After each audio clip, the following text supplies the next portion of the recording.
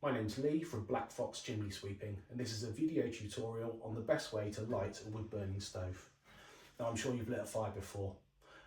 Open fire in your house, a bonfire in the garden, and the best way to do that is to put the fire lighter on the bottom, some kindling on the top, and then build up the size of the fuel as you go up the fire. That's great if your fire can draw air in from all around. But with a wood burning stove, it's a bit different. And the best thing to do is actually to flip the fuel the other way up. So the big fuel goes on the bottom, then the kindling, and then the fire lighter right on the very top. It's called top-down lighting. And the reason that we do that with a wood burning stove is because of the way the baffle works in the roof of the stove. So the first thing to do is to have a look up underneath into the roof of your stove and familiarise yourself with how that baffle looks. So we're going to have a quick look up into the roof of the stove. You can see up here is the metal baffle plate. Now they're often made of metal. They can also be made of vermiculite board. They can be shaped like this one is, or often they're just a flat piece of vermiculite that sits in the roof of the stove. They all do the same thing. The purpose of the baffle is to stop the smoke from going straight up the chimney. They circulate the combustion gases within the burn chamber, burning off more of the hydrocarbons, making your stove more efficient.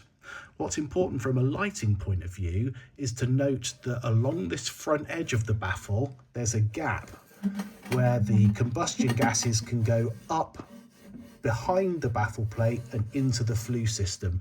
This is the point that your fire is drawing from, and this is going to be the important point to note when we come to lighting our fire. Just before we light the fire, let's have a quick look at the air intakes. Most wood burning stoves have got two air intakes. The top one here draws air in from above, and that's for burning wood. The lower air intake draws air in from below, and that's for burning smokeless coal.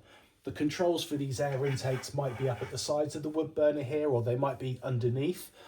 But either way, when we're lighting the fire, we want to be able to get the maximum amount of air in. So let's open both of these air vents as wide as we can to get the fire established. So now we're going to lay the fire ready for lighting. And the first thing we do is pack the bottom of the burn chamber with wood. Now don't be shy here. Get as much in there as you can. Really pack those pieces together. What you're looking to do is to fill at least the bottom half of the burn chamber with wood. On top of that wood comes the kindling. And on top of the kindling comes your ignition source, in this case a fire lighter. And I'm just going to put a little bit more kindling around that fire lighter.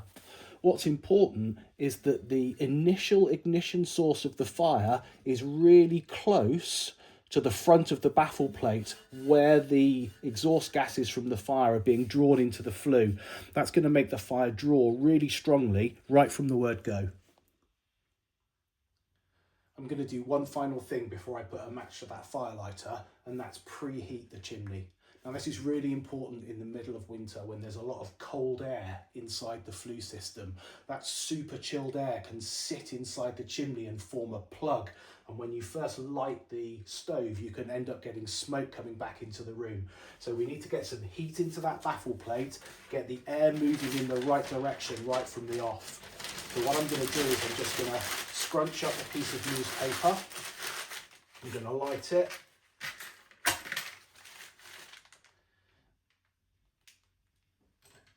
And I'm just going to hold that newspaper right underneath that gap at the front of the baffle plate.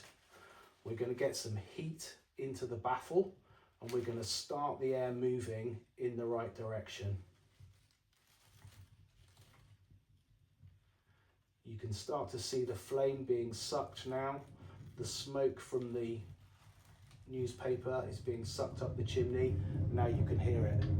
That's now drawing really nicely. So now that we've got the air moving in the right direction, we'll now put a match to our ignition source. We'll light the fire. And we're going to close the door and we'll leave it with the air vents wide open for a good 10 or 15 minutes.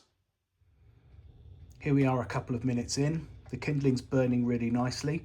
The fire's still quite high in the burn chamber, sitting just underneath the baffle plate. That means that the heat from the fire is drawing straight up into the flue system. That's going to stop any smoke from blowing back into the room, which is sometimes a problem when you're first lighting a wood burner. Don't be tempted at this stage to close down the air vents. We need to make sure that that kindling burns right the way through and the logs start catching light, and it needs as much oxygen as it can get in order to do that. So this fire's been burning for about 15 minutes now, and you can see that the fire in the logs at the bottom is fully established. So it's now time to start controlling the amount of oxygen that the fire's getting. So the first thing we're going to do is close off the primary air vent, lock it down so there's no oxygen coming in through the bottom at all anymore. And then we're going to control the amount of air that the fire's getting using the top air vent here. I'm going to close it right down, and then I'm just going to give it a little bit of oxygen. That's going to give it enough air for the fire to keep going, but not so much air that it burns through the logs really quickly. It's just going to keep it on the tick over. So here we are after 2.5 hours. The initial load of wood has burnt down to embers. There's still plenty of life left in it. That will keep burning for another hour yet, and it'll stay hot for another 2 or 3 after that. But if you were going to refuel the stove, this is the time that you would do that. The first thing to do is to wear a glove, because this stove is incredibly hot. And then what you're going to do is open up the air vent, get the air flowing back in again, and you can see straight away that those embers start glowing red. You just want to leave the air vent open for a moment, and then very, very slowly open the door. What you don't want to do is yank the door open quickly, because you might blow hot embers out into the room. So just very, very slowly open the door, and then using your gloved hand or some tongs, refuel and close the door. I'm going to leave that vent wide open now, the top vent, for 2 or 3 minutes, just until those new logs have caught light, and then I'll turn it back down again.